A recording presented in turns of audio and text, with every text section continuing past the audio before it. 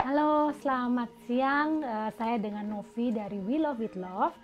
Assalamualaikum warahmatullahi wabarakatuh.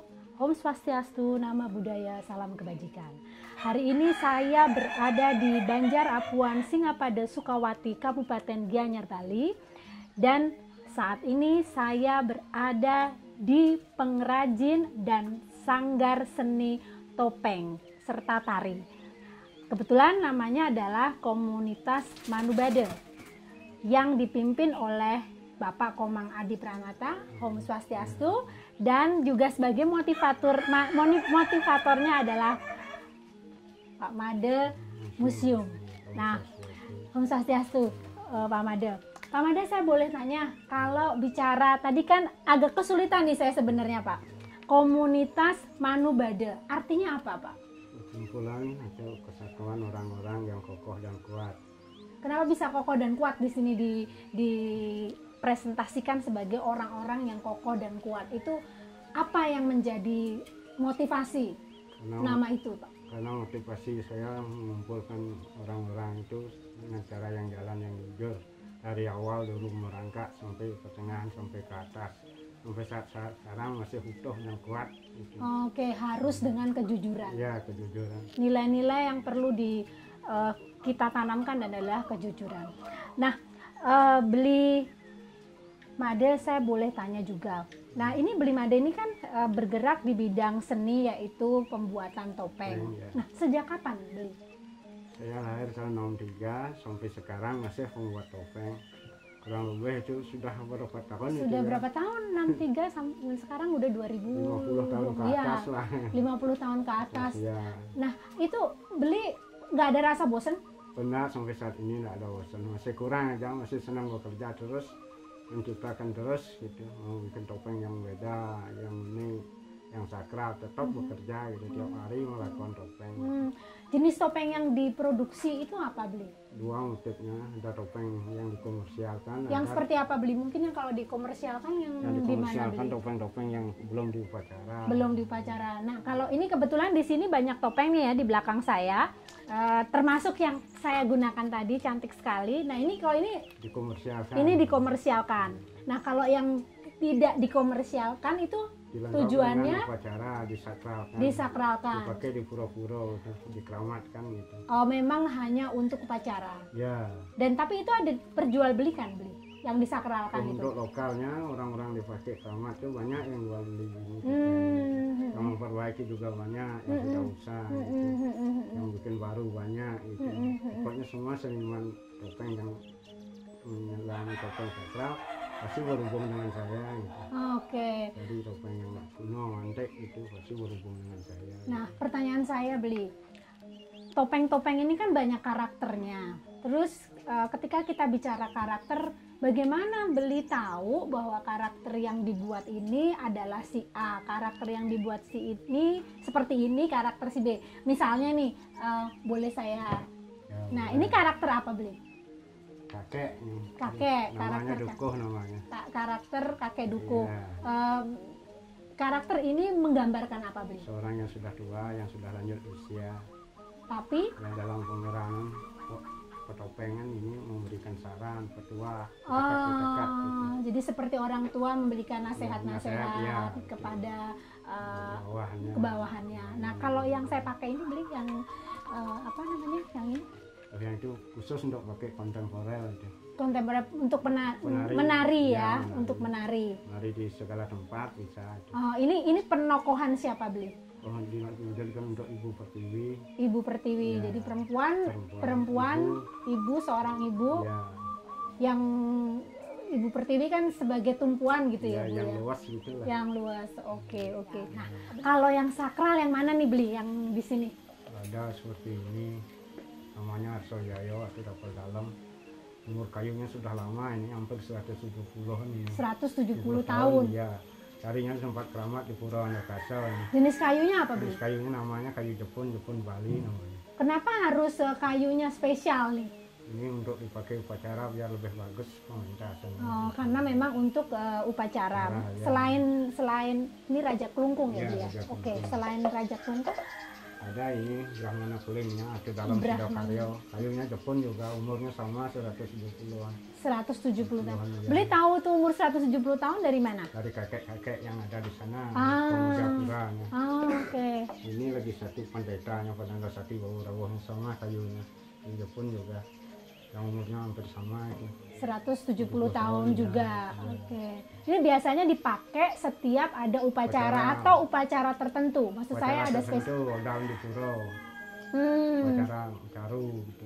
Tapi ini yang pakai beli sendiri atau ini nanti ada di untuk orang-orang penari semua bisa. Oh, penari boleh. Penari topeng baja kan.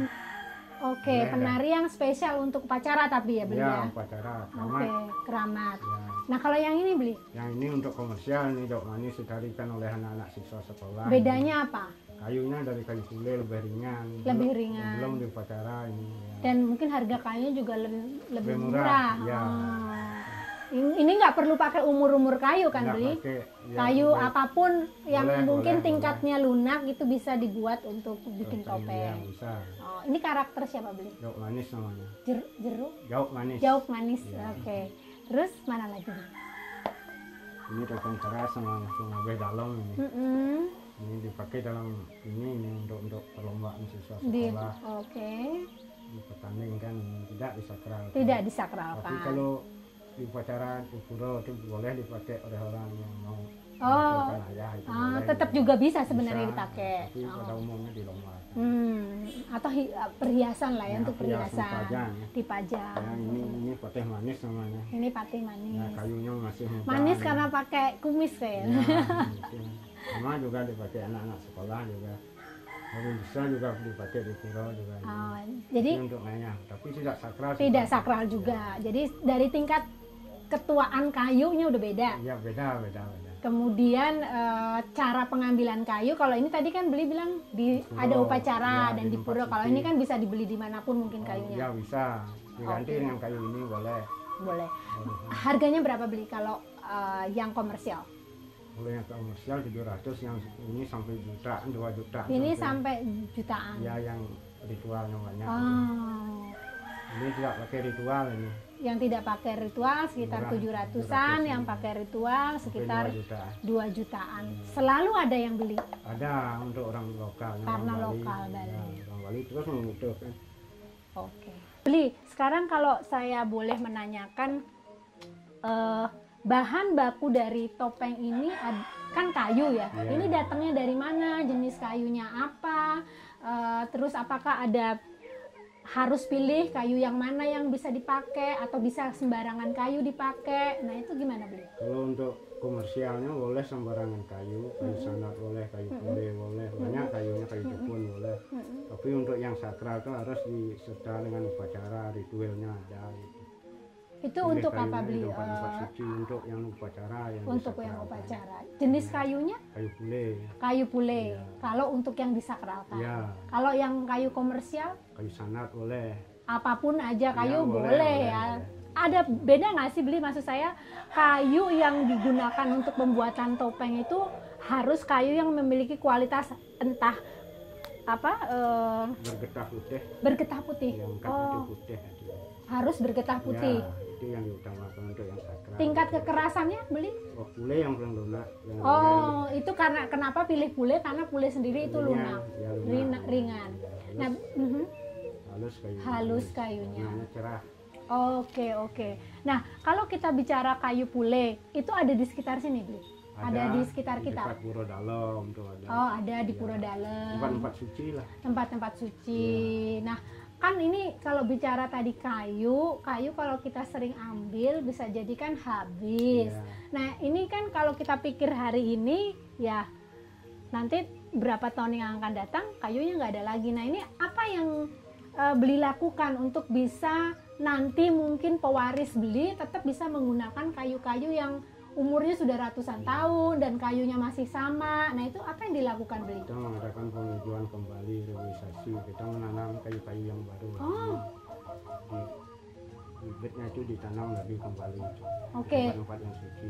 Oke, jadi memang sudah dipikirkan ya, beli ya? Sudah. Ya, karena kan nanti kalau misalnya nggak ada kayu, Bali yang juga salah satu dikenal dengan adanya pengrajin topeng, kayunya nggak ada, nggak bisa membuat kayu lagi, membuat topeng lagi. Makanya perlu dihijaukan kembali. Oke, jadi itu program yang memang selalu dilakukan ya beliau. Selalu dilakukan. Jadi ketika mengambil nebang kayu, menanam. Menanam ya, tetap ada penggantinya. Bisa sih dihijaukan kembali. Oke, saya sedikit berpindah nih sama Beli Komang Adi Pranata. Nah, ini luar biasa juga nih sebenarnya. Beliau adalah putra dari Beli Made Museum. Nah, beliau adalah salah satu pewaris satu-satunya tuh kan? Ya, satu-satunya. Berarti ini anak tunggal dong. Nah, adiknya ada. Oh, ada. Senang juga mewarnai, mengecat itu. Mau membantu. Oh, mau membantu. Ya, bikin kumis juga mau. Bikin kumis juga mau. Jadi sudah tamat S1 juga. Oh, oke. Nah, jadi ini Beli Komang Adi Pranata, beliau adalah Master of Art sebenarnya. Jadi beliau juga sebagai pewaris, namun juga melakukan aktivitas seni sendiri, yaitu menari. Nah, boleh diceritain dong Beli, kalau aktivitas menari anak muda sekarang kayaknya jarang deh orang yang mau involve dalam tarian tradisional, apalagi zaman-zamannya modern, zaman-zaman milenial ini banyak yang saya lihat. Cuman ini Beli info di situ gitu. Nah, ini apa yang menjadi motivasi? Terus kenapa ambil seni? Nah, itu saya pengen tahu nih Beli.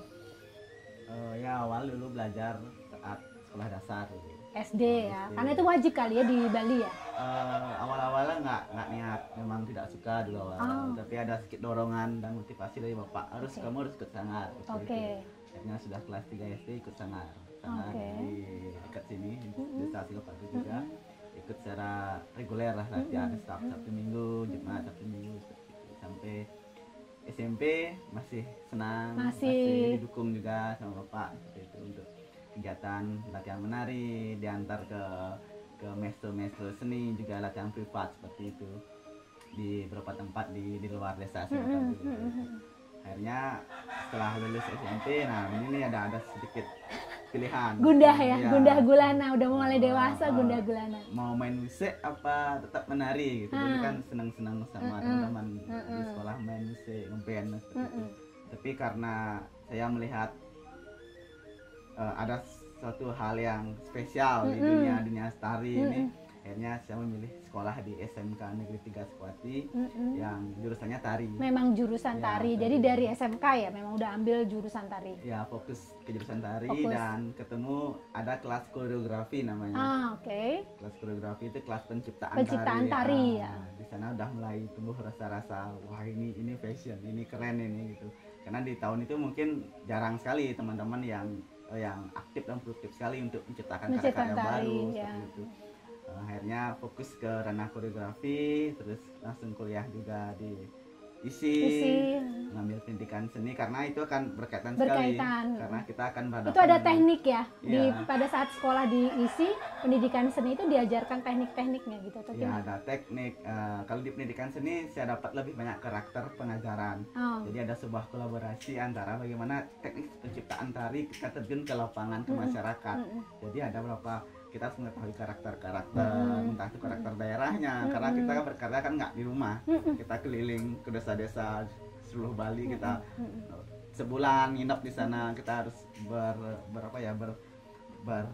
berinteraksi dengan masyarakat di sana untuk menciptakan sebuah karya, mungkin itu untuk festival, untuk acara memang untuk karya-karya seperti tari kebesaran, tari maskot desa yang diciptakan. Akhirnya bertemu di sana dan akhirnya karena nyaman, akhirnya langsung melanjutkan di ambil S2-nya di penciptaan. Jadi ada sebuah kolaborasi di sana. Nah, sudah berapa banyak tarian yang diproduksi nih? Wah, lumayan banyak. Kalau bicara prestasi nih, Beli, prestasinya apa aja nih? Kalau saya lihat kan masuk udah banyak banget tuh piagam-piagam. Entah bapak juga tadi ada banyak piagam, putranya sendiri juga ada. Nah, ini yang mungkin saking banyaknya sih ya, tapi ada nggak sih yang paling menarik yang pernah Beli rasakan di sebuah festival? Kalau prestasi suatu kebanggaan yang belum bisa terlupakan, masih diterima di masyarakat sampai saat ini. Karena ketika kami berkumpul dengan proses dengan teman-teman di kampus, dengan teman-teman di luar kampus juga, kita membentuk sebuah komunitas. Nah, ini salah satu mungkin prestasi yang menurut saya pencapaian dalam hidup ini yang luar biasa adalah kita bisa membentuk sebuah organisasi komunitas yang tetap konsisten di dunia seni. Anak-anak muda yang tetap bergerak di dunia seni, entah itu seni tari, seni visual art, dan seni rupa dan lainnya. Kami bergabung di sini membuat sebuah satu ya pasti pelestarian, pasti ya tentang seni budaya. Yang kedua pengembangan, karena kami setiap proyek itu pasti kan membuat karya-karya baru sesuai dengan tema-tema festival atau apapun itu mungkin pencapaiannya seperti itu. Dan awal-awalnya 2014 itu 2013 sampai 2014 itu kita kumpul sama teman-teman. Kita memang tidak ada modal, tidak ada modal, tidak ada dukungan dari sekitar pihak-pihak yang berwenang lah ya. Iya. Tapi kami yakin saat nanti ini akan menjadi sesuatu yang besar bagi kami. Yang penting kami tetap konsisten. Akhirnya Bapak datang, ya Bapak support, itu Bapak buatkan topeng. Jadi modal kita awal adalah topeng-topeng ini.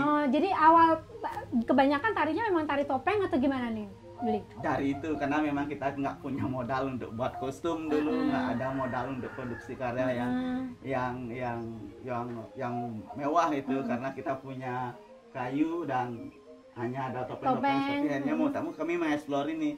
Tapi ternyata kami nyaman, nyambung, bisa berinteraksi dengan topeng-topeng, dan ini menjadi sebuah identitas bagi kami sampai saat ini. Kalau bicara topeng identitas tadi, Beli sendiri setiap menari punya topeng yang selalu keluar atau tidak? Hampir setiap karya kita semua menggunakan topeng, dan itu topeng hanya ciptaan Bapak. Tidak ada. Luar biasa Pak, luar biasa. Karena saya selalu merinding kalau orang bicara culture atau budaya, karena kalau tadi Beli Komang sangat concern tentang budaya, ya itu memang kita harus lestarikan. Bali pun kalau kita bicara tanpa budaya, saya pikir Bali bukan Bali lagi. Nah, kalau kita bicara mengenai topeng, Beli, ini kan Beli saat ini buat itu memang ada order atau memang ya mau ada order nggak ada order, emang saya hobinya bikin topeng ya bikin aja gitu. Pada umumnya yang lokal, yang sakral lebih banyak didominasi daripada yang sifatnya komersial. Kalau komersial itu cuma saya siswa-siswa aja, orang-orang yang punya villa gitu yang banyak carinya, dan orang untuk dipajang itu topel yang ada duduk-duduk lucunya, seperti Mr. Bean. Pernah bikin Mr. Bean sama dengan orang Mr. Bean? Ya, pernah baru ini Pak Sidano dari Pedon yang order itu untuk komersial. Untuk komersial. Tapi kebanyakan saya bikin sakral. Bikin sakral, berarti kalau kita bicara bikin sakral, permintaan dari lingkungan masih banyak ya? Masih banyak. Oke. Nah, sekarang bicara COVID nih, Beli. Hampir semuanya sih ya. Bukan kita menanyakan hal yang klise, tapi yang saya ingin tanyakan adalah, ada nggak sih dari pemerintah concern selama ini kepada para pengrajin topeng dan juga mungkin tadi bicara seni ya? Ada nggak sih concern? Karena kan kalau bicara topeng mungkin ya bersyukurnya society atau sekitarnya masih bisa membeli. Tapi kan kalau misalnya kita nggak COVID, mungkin dari luar juga beli gitu. Ya, lebih banyak kalau istilahnya normal. Ya. Sekarang COVID itu merosot itu.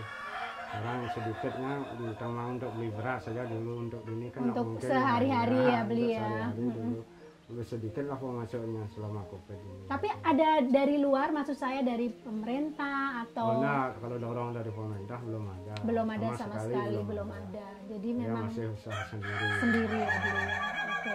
Nah kalau dari Beli Komang Ade bicara seni tadi kan, tarian itu kan bisa dinikmati kalau kita live, ya kan? Nah ini kondisi saat ini seperti ini. Terobosan apa nih yang Beli lakukan? Karena kan ya mau nggak mau ini harus kita lakuin, tapi kan nggak bisa diem juga, kita harus cari terobosan gitu. Ya kalau awalnya sih kita lumayan kesepian, lumayan bingung juga dan lumayan stres karena bingung ya. Event tahunan kami yang memang rencana sudah pasti akan pentas di sini di bulan yang ini, dan itu memang benar hilang. Benar-benar wah gimana nih kita nyari untuk kebutuhan sehari-hari. Tidak bisa, tapi kami sebagai pelaku seni tidak bisa diam. Memang salah satu kebutuhan kami ya bergerak. Kalau ditarik bergerak, berkarya, menuangkan ide-ide kami ke dalam sebuah bentuk karya. Itu akhirnya kami karena saking panasnya dan meledak di sini, akhirnya kami ada ide membuat seni penunjukan virtual. Wah bagus. Saat itu belum ini sekali sih belum serius lah ya. Belum di Bali belum Oh belum banyak. Hampir belum ada saat itu saya lihat. Tapi di luar sudah. Nah, jadi kita ngulik-nguliknya di luar. Ada skena penunjukan virtual seperti ini. Akhirnya kita coba iseng buat poster, buat pamfletnya, buat tanggal bulan, buat karya dulu gitu. Akhirnya kami tayangkan di Instagram. Akhirnya dilihat oleh teman-teman lainnya lumayan ramai jadinya. Akhirnya pemerintah juga menggendakan. Oh, syukur deh. Pemerintah sudah memberikan, sudah menaruh keprihatiannya kepada kami pada itu. Pelaku seni lah ya. Cuma sayangnya itu belum bisa masuk ke semua seni ya, belum semua bisa seluruh seni bisa terjamah lah ya. Dengan adanya pemerintah. Tapi kalau kami di Manubada itu sudah ada support dari Dinas Kebudayaan Provinsi. Cuma sayangnya ada sebuah jujur ya jujur aja. Ada sebuah peraturan yang kami rasa itu sangat memberatkan bagi kami. Berat bagi kami dan produksinya malah wah kita norok akhirnya ini gitu. Jadi kan kita didanai dan kalau itu dipilih kalau nggak salah 202 sangar se-Bali. Itu ada tari, ada teater, ada musik, kerawitan sama seni rupa. Itu berbagi dan terakhirnya tuh di sini ditari. Akhirnya kami buat karya dengan durasi 30 menit dan itu 2 video, 5 menit 1, 30 menit 1 dengan jumlah peserta yang lumayan banyak. Terus dengan produksi yang lumayan juga besar karena kita butuh latihan, butuh konsumsi dan paling bengkak kita di media rekam karena kan virtual. Iya benar. Lighting, alat-alat, gaya editing teman-teman. Nah itu yang wah ternyata ya nggak apa-apa deh, ketimbang kita nggak ada kerjaan kita ambil saja seperti itu ya. Dan ternyata banyak sekali teman-teman kita yang belum kebagian. Dan itu sih yang kami rasakan. Tapi kami nggak mau berhenti dengan itu. Kami juga kemarin buat kos, kita jual sama teman-teman, support teman-teman. Terus dapat keuntungan, kita buat karya lagi. Itu ada festival di luar di IMF kemarin, kita produksi karya, terus dikirim, kita lolos, terus di live streamingan di sana. Jadi kita nggak berhenti lah, kita nggak mau diam dan kita tidak mau menunggu. Saya percaya banget kalau ketika kita biasanya dalam kondisi yang terdesak itu justru inovasi keluar ya. Malah lebih rangkul. Ada satu caranya, kolaborasi. Dan saya percaya tadi orang-orang yang kokoh dan kuat. Nah itu jadikan sebuah pedoman buat kita tetap kokoh dan kuat dalam kondisi apapun ya. Li, kalau tadi bicara virtual ya, kalau seandainya itu dari Willow with Love kayak atau secara personal individu, kan banyak nih sebenarnya yang kangen sama Bali, entah itu dari luar negeri atau dari manapun lah, itu Bali itu kan ngangenin ya. Kalau ada mereka ingin mengundang Beli live streaming Beli di sini, mereka mungkin di Kanada atau di Italia atau di Inggris atau dimanapun, itu kira-kira Beli bisa nggak? Ya pasti bisa. Pasti bisa dan harus bisa. Boleh saya tanya Beli, berapa jasa tari yang mungkin bisa ya mereka tahu gitu? Kalau virtual kan ada 2 produksi nih. Ya. Produksi karya tarinya sama produksi yang streamingnya, rekamnya. Kalau kalau ngomongin produksi untuk alat-alat streaming itu mungkin ada orang yang harus orang yang ahli lah ya. Kita harus gini lagi. Harus hitung-hitung harga karena memang tidak tahu. Tapi kalau tarinya sendiri? Produksi tarinya ya kalau memang itu kita karya minim, kalau dengan menggunakan 5 sampai 7 penari dengan produksi sekian orang ya sekitar 10 sampai 15 juta kami akan menyanggupi. Masih bisa jalan lah. Itu biasanya berapa durasinya untuk yang penari 7 atau 9 atau 10 itu durasinya berapa dan jenis tarinya ada nggak yang misalnya entah tari barong, entah tari apa, saya kurang paham, tapi ada nggak? Itu kita batasi durasi 7 sampai 20 menit. 7 sampai 20 menit. Satu karya. Entah itu mungkin tradisi, kreasi, kontemporer. Bebas sesuai request. Berarti intinya beli bisa ya? Pasti bisa ya. Tinggal nanti hitung ulang kalau bicara penambahan sistem audio, videonya, lighting dan lain sebagainya. Nah, terakhir saya ingin bertanya untuk beli Komang Adi dan beli Made Museum, harapan apa yang ingin disampaikan kepada mungkin sahabat We Love With Love yang bisa membantu keberadaan beli berdua, atau baik itu untuk bicara topeng ataupun kita bicara sebagai tadi membantu teman-teman para kreator tari atau pekerja seni. Nah, itu apa yang ingin menjadi harapan? Mungkin boleh beli Made Museum atau beli Komang Adi, silahkan. Dari kami mengharapkan biar ada perhatian untuk semua seniman dan pembahan, itu biar ada perhatiannya, ada semua mungkin karya-karyanya dibeli untuk dengan harga yang sederhana gitu. Itu harapan kami untuk ke depan selama COVID ini. Kalau beli harapannya ya kalau jujur lagi ya jujur aja, kita tidak ada memanipulasi atau apapun, karena justru kita pengen lihat yang real seperti apa, sehingga mungkin memang teman-teman di luaran sana nggak paham, nggak tahu gitu kan. Nah itu mereka biar bisa juga tahu dan paham gitu Bu. Ya kalau jujurnya kalau kita kilas balik sekian tahun yang lalu ketika sistem pemerintah yang tidak yang sekarang, jadi yang terdahulu, kita di seni pertunjukan lumayan sejahtera.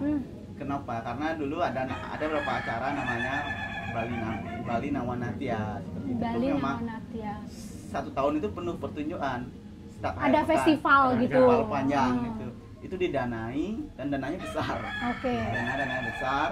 Terus dikasih panggung, dikasih penonton, dikasih media promosi juga, publikasi, dan itu benar lengkap sekali bagi kami dan teman-teman lainnya. Tapi setelah ada pergantian ini ya kami melihat ada sebuah penurunan dalam kurangnya perhatian. Mungkin perhatiannya sudah, cuma gaungnya kurang ya. Ada sedikit penurunan ya, tidak seperti yang sebelumnya itu semarak sekali. Setiap akhir pekan cuma 1 minggu itu penuh. Ada di art center penuh, ada pertunjukan yang keren-keren sekali gitu, dari PAUD, SD, SMP, SMA, komunitas seni, kampus-kampus tuh. Berarti memfasilitasi, pemerintah kurang memfasilitasi itu ya mungkin. Yang sekarang agak yang kurang, saat ini gitu. kurang. Walaupun kemarin pas pandemi sudah ada agendanya, tapi gaungnya tidak tetap ya, tidak seperti apalagi plus sekarang pandemi gitu kan. Pandemi ya gitu. Wah. Ya kami lebih aktif gini sih, ngulik-ngulik acara-acara di luar. Kami mencoba untuk gabung, dan berapa hari sebelum hari ini kami ya lebih banyak berkolaborasi sih. Karena itu salah satu cara kami bagaimana kami bisa bergotong royong, saling bahu-membahu untuk membuat sebuah karya. Jadi ada teman yang dari visual art, aku mau dong giniin kamu, videoin kamu karya kamu ya, aku buatin karya, aku support kostum, seperti penari. Kita nyari, karena kita kan panggung konvensional kita sudah dipotong ya, sudah tidak diizinkan untuk buat keramaian, panggung-panggung ini sudah di stop.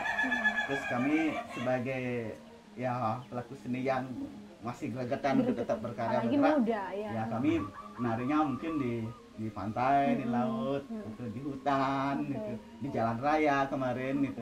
Kami sebagai titik kami untuk semoga cepatlah untuk harapan kami panggung-panggung konvensional ini dibuka kembali. Ya, kami bisa bisa berkarya di situ ya. Dan untuk memenuhi paham ya, paham sekali. Paham sekali. Jadi terima kasih sebelumnya beli Made Museum dan beli Komang Adi Pranata. Sebelumnya saya selaku pribadi dengan We Love With Love juga sangat prihatin dengan hal ini, tapi saya tetap yakin ini bisa segera pulih.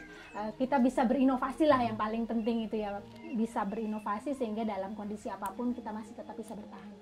Terima kasih bagi teman-teman We Love With Love, sahabat-sahabat We Love With Love mungkin sudah mendengar langsung dari beliau-beliau ini. Tentunya apabila teman-teman semua memang peduli dengan sesama, maksud saya sebangsa dan setanah air, dan juga peduli dengan warisan budaya, saya yakin Anda tahu apa yang Anda ingin lakukan. Terima kasih. Salam We Love With Love. Assalamualaikum warahmatullahi wabarakatuh. Om Santi Santi. Nama budaya, salam kebajikan.